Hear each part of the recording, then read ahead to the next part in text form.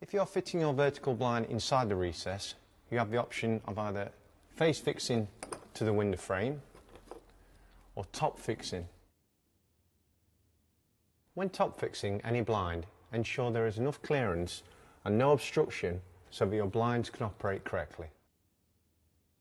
When fitting your brackets, measure 50mm in from each side.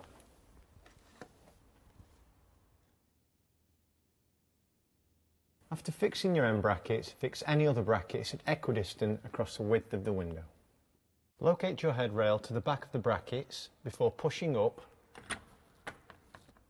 and then tightening the screws.